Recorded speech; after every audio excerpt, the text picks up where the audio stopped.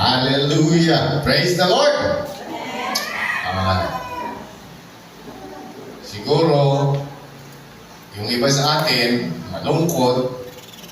Normal naman sa pamilya, di ba? Pag halimbawa, naalala ko kasi nung kami nasa bundok pa naninirahan, hindi yung bundok para mag-rebelde sa gobyerno, kundi talaga yun yung lugar namin. Di ba yan? Yung mga sa kabundukan, ang ulam natin yung mga kaping pinulupot, yung mga ganyan. Pag nagalis yung mga nanay at tatay, kraping lungkot. Pero ang nag-i-inspire naman yun, ano kaya ang pasalubong pagbalik? You look forward, pagbalik ni nanay, may pasalubong.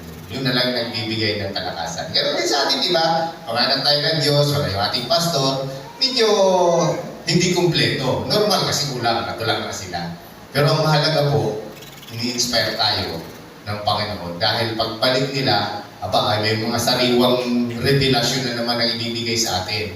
Kung baga yung inihahangin sa atin, hindi laging ginataan na langka. Baka pagbalik may ginataan gabi na rin, di ba? Masarap yun. So, salamat sa Panginoon dahil ang ating pong mga leader ay patuloy na ina-upgrade. Ano? Hindi naman po pwedeng parang sa mga professional, di ba, Sir Jerome, kailangan yung mga professional, meron yan silang pagka-upgrade para nakakasabay ka sa kung ano yung pangangailangan sa panahon. Magmarites muna ako, ano, kasi galing ako ng Taytay. Oo. Doon sa aming, kung saan kami nila Pastor June na nagkasama-sama, bagamat wala rin doon yung kanilang pastor, pero pinagpapatuloy din yung gawain katulad natin.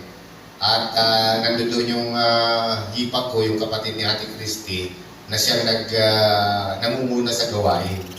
At natuwa naman ako kasi hindi rin, katulad natin na hindi rin sila naaapektuhan ng bilang. Ibig sabihin kung ano yung way ng worship natin noon nakagisnan, ayun pa rin ang way ng worship nila. At saka, kilala niyo naman di ba sa Jojo, yung anak ni Bunso, si Jared, ang husay na mag-drum, Brad. Gulat din ako. Saka yung isa, nag-worship leader na rin, yung babae. So sabi ko doon sa mga bata at mga katulad nila Gwen nung iniwanan natin, yung parang patakbo-takbo lang. Ngayon ginagamit na sa gawain ng Panginoon. Kaya sabi ko, nakakatuwa. At saka kinukumusta. Sino ba yung naging estudyante ni Ma'am Big Big na, no? Di ba yung sa DSW nila? Si Sir Jerome yata eh. Sabi, naging estudyante ko yan eh. Sa teacher siguro. Sabi ko, paano? Ibang dating na doon. Naka-coach niya yun. Hapon na yun. Hindi na yung Pilipino. Kasi ang tawag sa kanya, di ba? Naka-coach eh. Ganun. Sabi niya, grabe talaga na yung mga bata. Na-inspire din siya. Kasi sabi niya nga, habang nagsishare ako ng tungkol sa gawain dito, sabi niya, alam mo talaga yung di ba yung lectures na, alam naman natin, ikinukwento ko lang, Marites Hour naman ito eh. Parang nagkaroon ba ng pagkakahati-hati, pero hindi yun nakasama. Sa halip, marami ang mga lingkod ng Diyos na dating nasa comfort zone, na tuwan-tuwan na lang kami hala, na kanta-kanta, saya-saya, fellowship, nagkaroon ng pagkakaroon ng pagliliglig ika. So, nagkaroon ng andami. Si Pastor Dante naging pastor. Si Pastor Felipe Rapa naging pastor. Si Pastor Perch naging pastor. So, ang dami. Kaya nga, everything works together for good. Maaaring pangitignan ng tao. Pero ang purpose ng Diyos ang nasunod. Dumami yung manggagawa. Si Ate Miles, ayaw nilang aminin. Siya na rin talaga yung leader ng simbahan na hinahawakan niya. Kahit hindi niya sabihin yung sarili niya siya ay pastora, pero pag tumayo siya, talagang malalim na rin sa pagtuturo ng salita ng Diyos. Kaya yun ang magandang nangyayari sa atin po sa body of Christ. No matter kung ano man yung naging sitwasyon, mga pinagdaanan ng nakaraan, nagiging inspirasyon pa rin sa iba.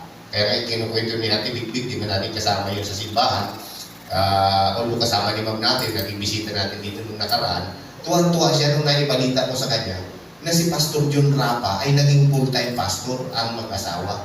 Grabe ang katuwaan niya kasi nga sabi niya, talaga malapit nang dumating ang Panginoon at dapat tayong magpakalakas no matter what the situation. Is English yun. Ang bunga ng pagbibilang sa limit sa construction. Napapa-English tayo minsan. Praise the Lord. Manalangin po muna tayo. Hallelujah. Aming Ama, kami po ay nagpapasalamat sa umagang ito sa pagkatuloy ng Panginoon ng gawain ay iyong iniwan sa iyong mga anak, Panginoon. Bagamat alam namin, Panginoon, na ang iyong mga leader na itinalaga ay iyong binibigyan ng pagkakataon na mas lalong lumalim at lumawak, Panginoon, ang kanilang pag-aaral patungkol sa iyo. Kami naman, Panginoon, ang mga naiwan dito ay patuloy na humihiling mo, Diyos, na palakasin, ingatan, at patuloy na bigyan, Panginoon, ng bukas na puso at isip upang kami man din ay makapagpatuloy sa lahat ng aming pong gawain, Panginoon. Tulungan mo kami, Panginoon, sa aming tatalakayin sa umagang ito, ay ikaw nga po ang aming pong maging sentro at may taas, Panginoon, aming pag-aaral sa umagang ito. Hinihiling ko po ito sa pangalan ng aming Panginoon Jesus. Amen. Good morning po, ano? Noong nakaraan, ang ating ginunita ay yung tinatawag na Semana Santa. Hindi ko man alam kung bakit tinawag na Semana Santa yan. Basta ganun. Holy Week. Kung ano pa ba yung mga termino dyan. Undas. Undas tama pa, hindi undas. Kwaresma, hindi undas. Yung undas kasi November yun. Mali-mali naman. Tao lang naman, di ba? Nagkakamali. Na-recall ko naman na Kwaresma. Ang daming tawag, ano? But in reality, ang sentro po, mga kapatid, ng ating paggunita nitong nakaraan ay kung paano ang ministeryo ng Panginoong Hesus ay sinimulan at kung ano ang kanyang pinagdaanan sa kanyang ministeryo. Na po pwede rin naman natin i-relate sa ating mga buhay bilang mga tagasunod ng ating Panginoong Hesus. Doon sa ating ginunita, kung matatandaan natin, ang ministeryo ng Panginoon ay nagsimula sa kanyang unang pangangaral o ang unang kanyang exposure sa ministry ay ang kanyang pagbabasa ng bahagi ng kasulatan sa aklat ni Isaias na sinabi niyang ang bahagi ng kasulatan ito ay naganap ngayon. After nang nabasa niya yung bahagi ng kasulatan ni Isaias ay kanyang kinain yung porsyon na yun ng kasulatan at kanyang nilunok. Kakaiba, no? Parang kasi yung sulatan noon, parang magaspang na klase ng papel. Medyo makapal-kapal. Pero kinain niya yun. Ngayon, doon sa kanyang pagsisimula sa ministry, makikita natin na naging popular. Masyadong naging popular. Ngunit sa kanyang pagiging popular, mga kapatid, meron ilang mga bagay na nagdulot ng sabihin nating kagulumihanan sa mga tao, lalo't higit sa mga leader ng simbahan. Pag sinabing leader ng simbahan sa panahon na yun ay hindi naman yung sinasabi natin ngayong mga Romano. Ang mga leader ng simbahan ng panahon ni Kristo, bagamat sila ay under ng Roman Empire, ay yung pong mga Levita sa ilalim ng tinatawag ng Order of Aaron. Yung mga Levita, yung mga Pariseo, sinong leader ng sinagoga. But because alam natin yung history na ang Jerusalem o Israel ay nasakop ng mga Romano, unti-unting nagkaroon diba ng tinatawag na control maging sa relihiyon ang imperyo ng Roma. That's why nagkaroon na ng mga pagbabago. Kumbaga, yung sistema umiiral noon, naadam yung kalahati at yung kalahati dagdag na ng Roman religion. Now, sa panahon ng ministry ng Panginoong Hesus, makikita natin sa Book of Mark. Basahin natin sa Marcos 2. Kasi dito, sa pagpapasimula niya sa ministry, sabi ko nga po, sa simulang-simula ay marami ang nalito, nakilumihanan. Yung iba na-offend, lalo-lalo na yung mga religious leader. Ngunit,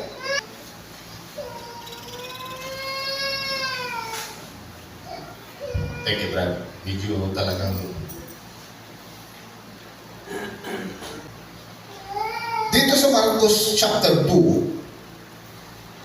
mayroon mga ilang importanteng naging masasabi nating rason upang ang Panginoong Hesus ay pagdudahan sa kanyang ministeryo.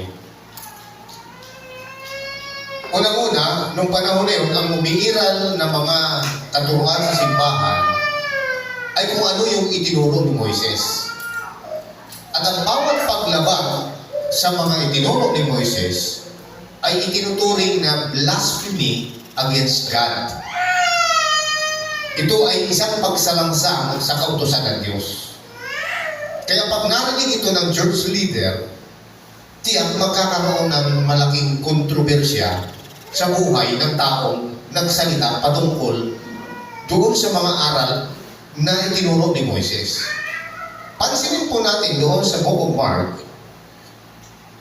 ito yung mga dahilan kung bakit parang naging controversial masyado ang Panginoong Hesus. At yung iba nga sinusundan siya kahit saan siya pumunta para makinig, at yung iba para bantayan kung ano na naman yung kanyang sasabihin laban sa mga itinuro ni Moises.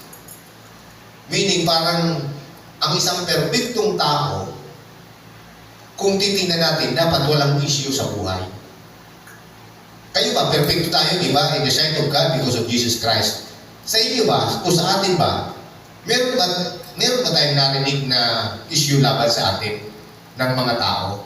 Ako sigurado ako sa akin meron. Number one na mag-i-issue sa atin, yung kapamilya natin, o asawa. Di ba? Normal po yan. Hindi tayo perfecto.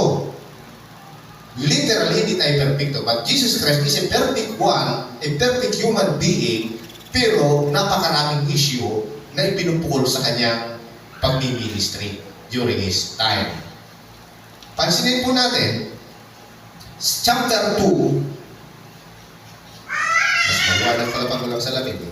Sabi po dito, sa verse 18, minsan, nag-aayuno ang mga alagad ni Juan Bautista at ang mga Pariseyo.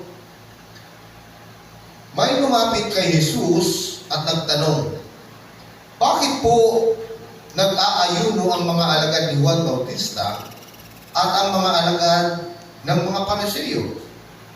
Ngunit ang mga alagad ninyo ay hindi. Sumagot si Jesus, makapag-aayuno ba ang mga panauhin sa kasalan samantalang kasama nila ang lalaking ikakasal? Hindi. Kapag wala na ang ikakasal o ikinasal, saka pa lamang sila mag-aayuno. Ito yung unang kontrobersya sa ministry ng Panginoon na nagdudulot ng pagka-offend sa mga leader ng simbahan. Ang tanong kung ang mga Pariseyo at ang mga alagad ni Juan Bautista ay nag-aayuno. Bakit yung mga alagad mo hindi nag-aayuno? Ang sagot ng Panginoon, kung mapapansin natin, mag-aayuno ba ang mga bisita habang kasama nila may kakasal? Bakit naman nun, no? May kasalan tapos kayo ideklara mag-ayuno, bakit naman? Pero tinutukoy ng Panginoon dito, ang kanyang pagiging inire-represent niya kasi ang kanyang sarili as ano ba yun? Bride, ano ba yun? Bride yung groom? Ang lalaki ba? Ang babae, ang groom. Ang bride. Ay, dito. Hindi ako sanay.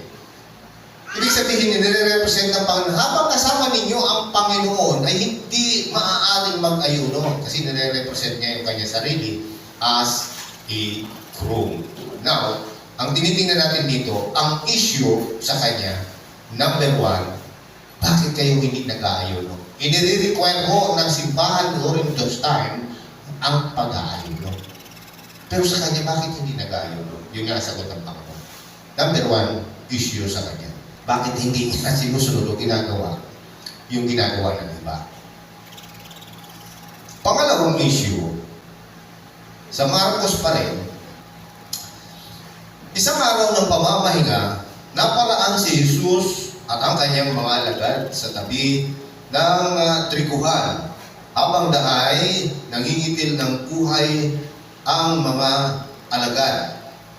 Kaya sinabi ng mga Pariseyo kay Jesus, tingnan mo ang ginagawa ng iyong mga alagad. Bawal yan kung araw ng pamamahinga. Another issue, napakahigpit sa araw ng pamamahinga during this time. Pagka gumawa ka sa araw ng pamamahinga, ituturing kang kalaban ng Diyos. Kasi hindi mo sinusunod yung ayon sa kautusan. Pero ang sabi ng Panginoon,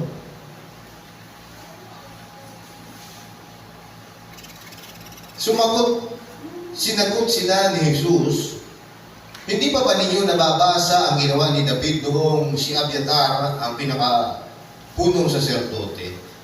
Nang siya at ang kanyang mga kasamay magutom at walang makain, pumasok siya sa bahay ng Diyos at kumain ng tinapay na handog sa Diyos. Ayon sa kautusan, ang mga saserdote lamang ang mga may karapatang kumain iyon.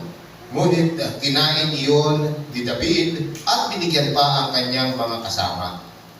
Sinabi pa ni Jesus, itinakda ang araw ng pamamahinga para sa kabutihan ng tao. Hindi nilikha ang tao para sa araw ng pamamahinga. May mga sikta ngayon, di ba, na parang napakahigpit pagdating dito sa usapin ng araw ng pamamahinga. Kaya lang, parang mas naging extreme pa man din sila sa mga practice ng Hudyo. Pagdating sa Panginoon, ang sinabi ng Panginoon, ang araw ng pamamahinga ay ginawa, itinakda ng Diyos para sa ikabubuti natin. Hindi para sa kabutihan o sa ikabubuti ng Diyos. Tandaan natin anong mga panahon, ang mga practice ng Hudyo, kapag ka ikaw ay alipin, nabili, or ikaw ay sabihin natin na sa ating kapanahon na di makatulong, walang araw ng pamamahinga. Trabaho ka dyan. Bayad ka eh. Yun ang tinitingnan ng Panginoon na kailangan magtakda ng araw ng pamamahinga upang yung mga taong katulad ng alipin at iba pang mga naglilingkod ay magkaroon din naman ng kapahingaan. Sapagkat alam ng Diyos ang cycle ng buhay ng tao, kailangan may pahinga. So itinagda yung araw ng pamamahinga para sa ikabubuti ng mga tao. Hindi ito ginawa para sabihin natin na ang Diyos ang magbibenefit, hindi o. Ang tao ang magbibenepisyo sa araw ng pamamahinga. Pati mga alagang hayop kasi during those time ay ipinag-aararo kasi gustong kumita, gustong makabawi lahat ng mga mayayaman. Kaya nagtakda ng araw ng pamamahinga. That is another point na naging napakalaking pag-open. Ano ba tawag sa Tagalog ng open? Parang naging dahilan upang ikagalit ng mga religious leader. Yung una na binanggit natin kanina, tungkol doon sa pag-aayuno. Pangalawa, ang tinatawag nating araw ng pamamahinga. Meron pang isang issue.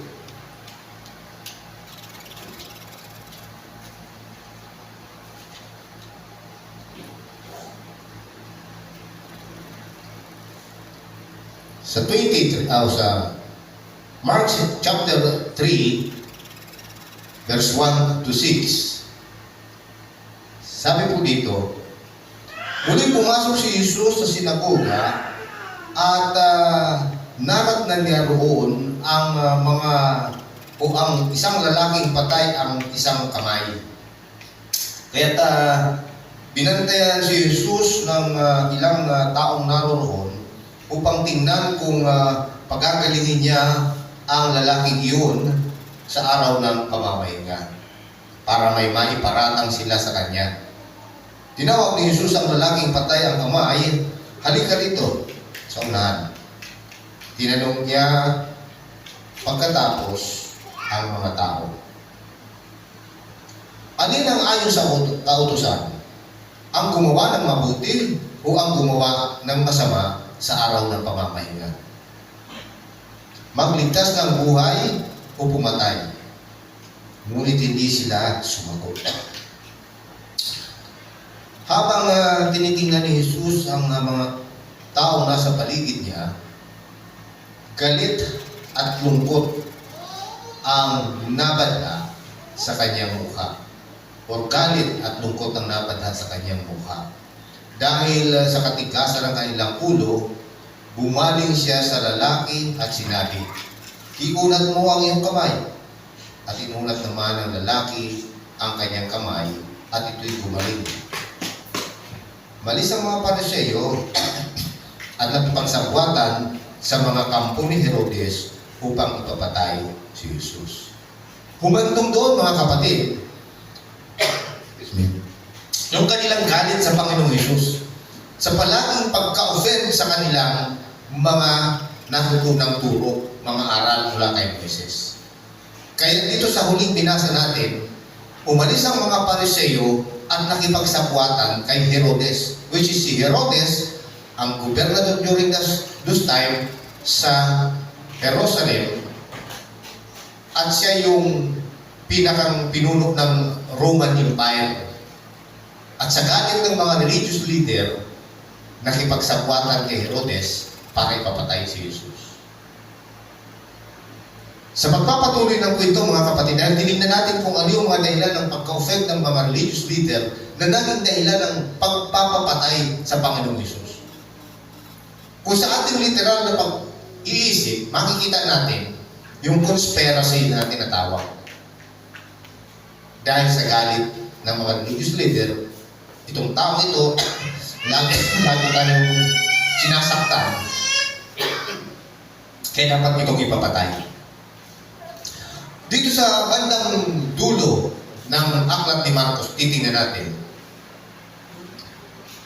Nagtagumpay ang ating mga tawag nito, ang mga religious leader at saka ang mga tauhan ni Herodes na ipapatay ang Panginoon. Tandaan natin, yung ating sineselebrate or yung ating ginugunita ay about the death and resurrection of Jesus Christ last Sunday. At dahil doon sa pangyayari na nagalit yung mga religious leader, ito na ang naging resulta na ipapatay ang Panginoong Hesus. Ngunit, dahil sa pagkakapatay sa Panginoong Hesus, tandaan natin, ito yung naging tagumpay ng plano at programa ng Diyos para sa salvation. Kasi kung hindi nangyari, yung pagkakapatay ng Panginoong Hesus, lahat ng kasulatan ay mawawala ng bisa at walang kapuluhan. And therefore, pag tinignan natin mga kapatid yung pangyayari nito, napakasama, napakapangit ng sitwasyon. Andun doon yung authority, nagkakasabwatan para ipapatay ang isang pag-asa ng mga Israelita o ng mga Hudyo. Dahil sila nga po ay alipin ng Romano, ang kanilang laging tinitingnan, sino ang magpapalaya sa atin? Sino ang magbibigay sa atin ng kalayaan sa pagkakaalipin sa mga Romano? Ito na ngayon ang nangyari. Napatay ang Panginoong Hesus. Bigo ang lahat sa mga umaasa sa Panginoon. Ang akala nila, tapos na ang kanilang inaasahan. Wala na ang kanilang inaasahan. Maaalala natin mga kapatid, yung tinatawag na araw ng palaspas. Grabe katuwaan ng mga tao, nagpuputol sila ng mga dahon ng olibo, naglalatag ng mga sanga sa daanan, at isinisigaw, narito ang anak ni David, ang hari ng mga hari, ang tagapagligtas ng Israel. Makikita natin na ganun ang kanilang kagalakan.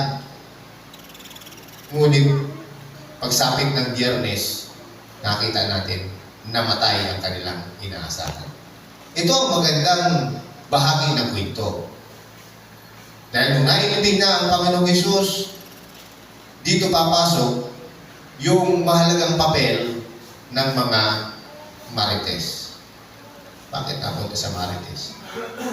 Tandaan natin during those time, ang mga babae ay halos hindi binibigyan ng halaga sa community pagdating sa usapin ng pangrelihiyon. Pantabi-tabi lang ang mga babae during those time. Pero pagdating sa Panginoong Hesus, ang naging priority ng Panginoon, mababasa po natin sa Bible na sila yung unang kinausap at inutusan ng Panginoon. Tingnan natin dito sa 16 ng Marcos. Mas malabo talaga tuloy pag nakasalamin. Parang gustong sabihin ng Panginoon, huwag ka na magsalamin. Pangit ka, kahit di pangit. Pangit sa mata. Pagkaraan ng araw ng pamamahinga, si Maria Magdalena, si Maria ang ina ni Santiago, at si Salome ay bumili ng pabango upang ipahid sa bangkay ni Jesus. May mga pangalan, binabanggit, puro babae. Si Maria, yung isa pang Maria, at saka si Salome. Hindi ito yung nagtitinda doon ng kakanin sa may kanto. Salome ito.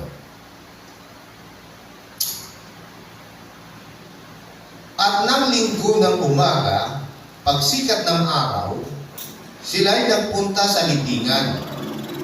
Nag-uusap-usap sila habang daan, sino kaya ang ating mapakiusapang at magpagulong ng batong itinakip sa pintuan ng libingan? Napakalaki ng batong iyon. Kaya gayon ang sabi nila. Ngunit nang matanaw nila ang libingan, nakita nilang naigulong na ang bato. Pagpasok nila sa libingan, nakita nilang nakaupo sa gawing kanan ang isang binatang nararamta ng mahaba at puting damit. Parang yung mga white lady, hindi naman, di ba? Ang sabi nila, white lady, babae. Ito, binata ka pala, natin na to. Sabi niya, huwag kayong matakot, sabi ng lalaki. Hinahanap niyo si Jesus na taga Nazaret, na ipinako sa krus. Wala na siya rito. Siya'y muling pinuhay. Kaya, humayo kayo, ito yung instruction. Humayo kayo at sabihin ninyo sa mga alagad, lalo na kay Pedro, na mauuna siya sa inyo sa Galilea. Makikita ninyo siya roon, gaya ng sinabi niya sa inyo. At lumabas sila ng libingan at patakbong umalis dahil sa matinding takot. At sa tindi ng kanilang katakutan, wala silang sinabi kaninuman. Tuloy natin ang kwento. Umagang-umaga ng araw ng linggo, matapos na muling mabuhay si Jesus, siya ay unang napakita kay Maria Magdalena. 7 demonyo ang pinalayas ni Jesus sa babaeng ito. Pumunta siya sa mga alagad ni Jesus na nooy nahahapis at umiiyak at ibinalita ang kanyang nakita. Ngunit hindi sila naniwala sa sinasabi ni Maria na buhay si Jesus at napakita sa kanya. Sino man talagang maniniwala sa isang parang walang kredibilidad, di ba? Bukod sa siya ay pinalayasan ng 7 demonyo, masama ang kanyang pagkakakilala sa kanya ng community, tapos siya magbabalita doon sa mga apostol na nabuhay si Jesus. Although alam ng mga apostoles na binabanggit na ikatlong araw ay mabubuhay siya, ay hindi sila naniwala. Tuloy natin ang kwento. Siya'y napakita rin sa 2 alagad na naglalakad patungo sa bukid, ngunit iba ang kanyang kaanyuan. Bumalik sa Jerusalem ang 2 at ibinalita sa kanilang kasamahan ang nangyari. Ngunit sila may hindi pinaniwalaan. Yung 2 lalaki na pupunta ng bukid, nagkwento rin doon sa mga alagad, ay hindi rin pinaniwalaan. Tuloy natin ang kwento. Pagkatapos napakita siya sa 11, samantalang kumakain ang mga ito, pinagwikaan niya sila dahil sa hindi nila pananalig sa kanya at sa katigasan ng ulo. Sapagkat hindi nila o hindi sila naniniwala sa mga nakita sa kanya o nakakita sa kanya. At pagkatapos na siya'y muling mabuhay at sinabi ni Jesus sa kanila, humayo kayo sa buong sanlibutan at ipangaral ninyo sa lahat ang mabuting balita. Ang sumampalataya at mabautismuhan ay maliligtas, ngunit ang hindi sumampalataya ay parurusahan. Ang mga sumasampalataya ay magtataglay ng ganitong tanda ng kapangyarihan. Sa pangalan ko'y magpapalaya sila ng mga demonyo at magsasalita ng ibang wika. Sila'y hindi maano dumampot man ng ahas o makainom ng may lasog at gagaling ang mga may sakit na mapapatungan ng kanilang mga kamay. So ito mga kapatid ang magandang balita. Nang dumating ang mga kababaihan doon sa libingan, nakita nila na yung takip ng libingan ay naigulong na. Problema kasi nila kung paano at sino ang magpapagulong ng malaking takip na bato. Ngunit pagdating ako nila doon sa kwentong ating binasa, nahigulong na yung bato at may nakita silang binata sa loob na nakaupo. Hindi naman binanggit kung anghel yun o tao. Pero sigurado ako, hindi white lady yun kasi binata eh. Nakaupo. At yun ang nagkwento sa kanila at nagsabi sa kanila, si Jesus na taga Nazaret na ipinako sa cross ay wala na dito. Nabuhay na siya. At ang instruction ngayon, mauuna daw siya doon sa Galilea at kakausapin yung mga apostoles, yung 11. Ang gusto ipakita dito mga kapatid, na yung libingan ay hindi kayang i-hold ang kabanalan ng Panginoong Hesus. Yung kanyang pagiging perfect, hindi niya pwedeng i-hold ang kanalisayan ng Panginoong Hesus. Kaya worthy siyang sambahin dahil siya lamang ang nailista na namatay at nabuhay na muli. Kasi kung hindi nabuhay na muli ang Panginoon, useless ang lahat ng ating ginagawang ito. Bakit ka masasamba sa isang patay?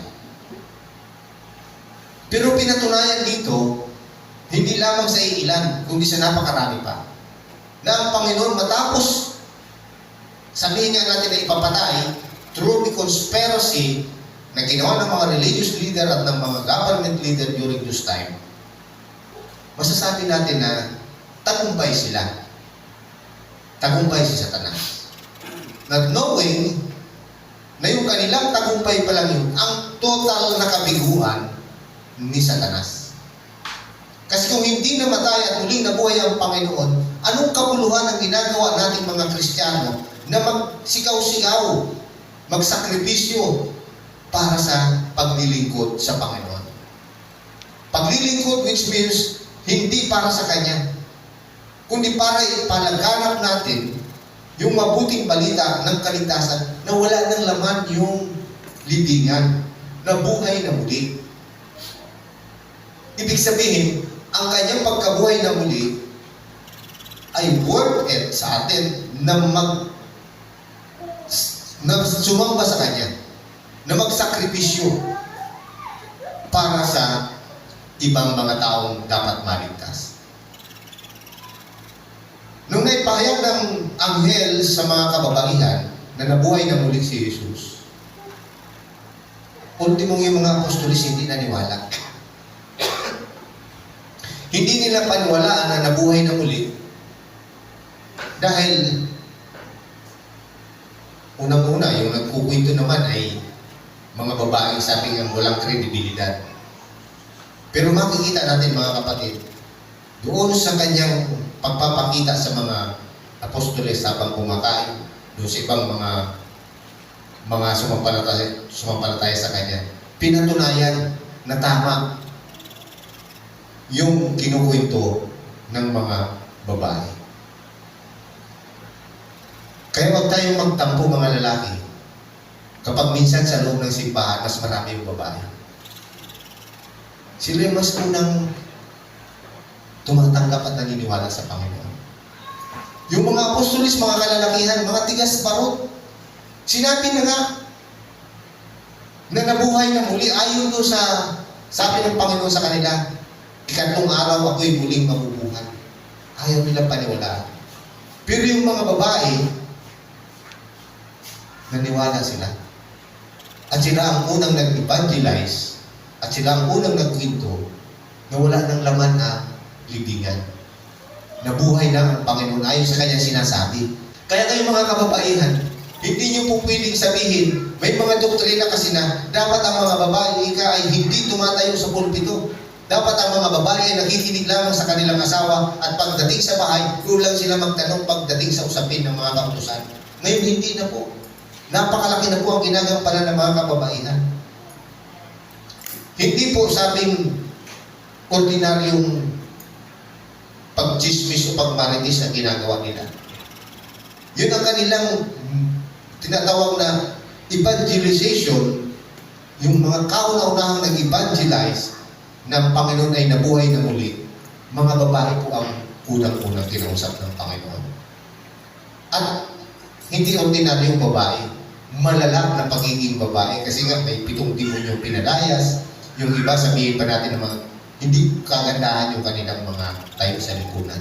Pero bakit pinili ng Panginoon na sila yung unang magsabi sa Panginoon, sa mga tao? Ang ganda yung turo ni Ate Christy kanina eh. Lahat tayo po, bulag. Lahat po tayo, nung hindi pa natin nakikita o nakikilala ang Panginoon na hindi pa natin nababasa ang Biblia, bulag po talaga tayo. Hindi natin alam kung ano ang plano ng Diyos. Hindi natin alam kung ano ang programa ng Diyos tungkol sa tao. Kung anong sinabi ng relihiyon, sunod-sunuran tayo. Alam naman natin ang relihiyon ay hindi magdadala sa buhay na walang hanggan. Tanging ang Panginoon na magdadala sa atin sa buhay na walang hanggan dahil sila ang nabuhay na muli, hindi ang relihiyon. Ngayon sa sinasabi kanina sa tulong ni Ate Christy, ang realidad ng ating kalagayan ay bulag tayong lahat. Ngunit dahil sa mga marites, sila Salome, sila na nagkwento, nagkaroon ng pag-spread yung katotohanan ng Panginoong Hesus ay nabuhay na muli. At marapat nating sambahin at tanggapin ang katotohanan ng kanyang pagkamatay at muling pagkabuhay. Yun yung tinatawag na good news at yun yung gospel na tinatawag at yun ang ating ginagawa na ipangaral sa iba, na ituro sa iba. Wala na sa libingan ng Panginoong Hesus, nabuhay na muli. Mamulat na tayo, magising na tayo. Na sa pamamagitan ng pagkabuhay na muli ng Panginoong Hesus, may pag-asa na tayo ay magkaroon ng kaligtasan. May pag-asa na tayo ay makabilang sa mga mapupunta sa langit. Dahil yung ating sinasamba ay hindi patay. Tandaan natin yung mga iba-ibang relihiyon sa mundo. Walang ni isang balita na yung kanilang founder o kanilang mga sinasamba ay nabuhay na muli. And therefore, kapag ka ang iyong sinamba o sinundan ay patay, patay na rin lahat ang mga sumusunod sa kanya. Yung bulag na taga-akay sa mga bulag, parehong mahuhulog sa hukay. Ngunit tayo mga kapatid na sumasamba at naniniwala sa Panginoong Hesus na buhay, ay napakalaking pag-asa natin sapagkat siya yung may liwanag, siya mismo ang liwanag. At sa ating pagiging bulag, ay nagkaroon tayo ng pag-asang makita ang liwanag at meron ng direksyon yung ating mga buhay. Amen? Kasi kung hindi natin nakita ang liwanag sa pamamagitan ng Panginoong Hesus, sa pamamagitan ng kanyang salita, parehas din tayo mga biktima ng mga relihiyon. Wala tayong gagawin kapag nasa relihiyon tayo, ay hanapin at hanapin ang righteousness ng iba. Si Jesucristo ay perfectong tao during His time, pero ang issue sa kanya ang dami-dami. Dahil yun ang turo ng relihiyon. At na-deceive sila. Na sa pamamagitan ng pag-open ng Panginoon sa kanila, ito yung naging dahilan upang ang Panginoon ay ipapatay. Akala nila ay nagtagumpay na sila. Ngunit ang totoo, yun ang kabiguan ni Satanas. Ginamit lang yung leader ng relihiyon, ginamit ang gobyerno para may sa katuparan, Diablo, ang kanyang pinakang ultimate goal, patayin ang tagapagligtas. Sabi ko nga minsan, bubo rin talaga si Satanas. Sabi, wise si Satanas, pero bubo talaga siya. Kasi kung alam niya, pag pinatay niya ang Panginoon, doon siya matatalo, hindi niya gagawin yun. And therefore, yung kanyang, sorry the word, sa kanyang katangahan at sa kanyang kabubuhan, naligtas tayo lahat. Dahil isinakatuparan niya, yung dapat talagang mangyari ayon sa plano ng Diyos. Na tanging dugo ng Panginoong Hesus na banal, na perfecto, ang siyang pwedeng maghugas sa lahat ng kasalanan natin. Kaya yung ating ipinagdiwang, yung ating inunita last Sunday, ay hindi ho mali. Yun po ay dapat natin gawin. Sapagkat ang good news, ang gospel is, namatay ang Panginoon, pinuntahan ng mga kababaihan doon sa libingan, wala ng laman, at pinatunayan na doon sa kanyang mga kasamahan, labing isang apostol at yung mga babae, na sila'y kumain. Ibig sabihin, pagdating ng araw, kung ang Panginoon ay nabuhay na muli, meron siyang physical body, kumain sila. Hindi naman po pwedeng kumain yung multo. Kasi kung multo, tagos-tagusan daw yung maski sa dingding. Ay kumain sila, nag-ihaw-ihaw pa nga sila. Ibig sabihin, hindi pa man uso yung mga inasal, no? Pero isda yung inihaw nila. So kumain, at ganoon din ang ating magiging kalagayan ng mga sumasamba at sumampalataya sa Panginoon. Hindi masasayang yung ating sakripisyo, hindi masasayang yung inyong pagsayaw-sayaw dito, pagtugtog dito, kung ano ang ginagawa natin sa simbahan dahil buhay ang ating Panginoon. At dapat natin ipagdiwang, i-celebrate dahil ang Panginoon, ang ating tagapagligtas, ang liwanag, ang sinusundan natin. Sabi nga ni Pastor ng minsan kahit nag-aano kaliit ng liwanag, kung ikaw ay nasa laot at napakalaki ng subas ko, pwede kang maligtas dahil may susundan kang liwanag. Ngunit ang Panginoon, ang liwanag niya ay sobrang liwanag, kaya yung ating kadiliman ay magkakaroon ng direksyon. At tayo ay napakapalad. 1 Corinthians 15 verse 19. Kung ang ating pag-asa kay Kristo ay para sa buhay na ito na lamang, tayo ng pinakakawawang nilalang. Ibig sabihin, pwede tayong ituring na pinakatanga, sorry sa word, dahil kung buhay na ito lamang ang ating pag-asa kay Kristo. Ngunit ang sinasabi sa 1 Corinthians 15:19 na ang ating pag-asa kay Kristo ay dahil sa buhay na sa hinaharap. Kaya hindi tayo mabibigo dahil yung ating sinusundan at sinasampalatayanan ay isang totoo at buhay na Diyos at hindi mabibigo ang magtitiwala sa Kanya. Amen? Huwag tayong manghina. Huwag tayong tumingin sa sitwasyon. Pwede tayong malungkot, normal sa emosyon. Pero ang pinakamahalaga mga kapatid na tingnan natin, buhay ang ating Diyos. Hindi tayo mabibigo. Ang Kanyang pinangako sa mga sumasampalataya sa Kanya ay hindi magbabago. Pwede tayong bumagsak, pwede tayong magkasala. Hindi nangangahulugan na mabubura yung Kanyang pangako sa atin. Ilang beses nagkasala si David, ilang beses nagkasala si Abraham, pero yung pangako ng Diyos sa kanila ay nanatili. Ngunit hindi natin ini-encourage na tayo magpatuloy sa pagkakasala, sapagkat kung magpapatuloy tayo sa pagkakasala, tayo ay hindi pa rin ligtas. Bulag pa rin po tayo. Kung tayo ay nagkasala, dahil tayo ay mula, nakakakita, alam natin na tayo nagkasala. First January 9, dapat tayo sa Panginoon, hingi tayo ng tawad at magpatuloy sa ating lakad, sa ating pananampalataya, upang ang ating pong pagbilingkod ay hindi masayang. Huwag tayo manghina. Buhay ang ating Panginoon. Wala man ang ating pastor, namatayan man tayo ng kapatiran, huwag tayo manghina. Magpatuloy tayo, magpalakas tayo, at sabihin natin sa ating mga kapatid, sa ating kapwa, sa ating kamag-anak, sa ating mga kaibigan, kahit sa ating kaaway, ang Panginoon ay wala sa libingan. Nabuhay na siya, at siya ang ating liwanag, siya ang ating daan, siya ang katotohanan, siya ang buhay. At marapat lamang natin siyang sampahin at paniwalaan. Amen? Purihin kami Diyos sa umagang ito, sa aming pong pagtalakay, Panginoon, sa kabuluhan, sa kahalagahan ng iyong pagkamatay at muling pagkabuhay. At alam namin, Panginoon, na kung paano ang aming Panginoon ay nakaranas ng maraming issue sa kanyang ministeryo. Maging kami man din, Panginoon, ay makararanas ng mga ganitong issue sa buhay. Ngunit, Panginoon, dapat namin tignan na hindi kami dapat manghihina sa mga issue na ipupukol sa amin, sapagkat ikaw man din, Panginoon, ay nakaranas sa mga issue na ito.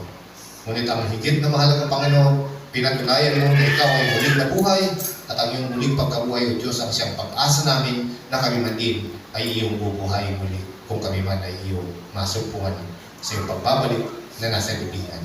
Salamat, Panginoon, sa umagang ito. Now, Lord, na ang aming pong pagtalakay nito ay makatulong sa amin upang magpatuloy sa paglilingkod sa iyo at sa aming mga kapwa. Purihin ka sa mga ito sa iyo namin binabalik ang pakulat pa sa salamat sa ngalan ng Anak at ng Espiritu Santo.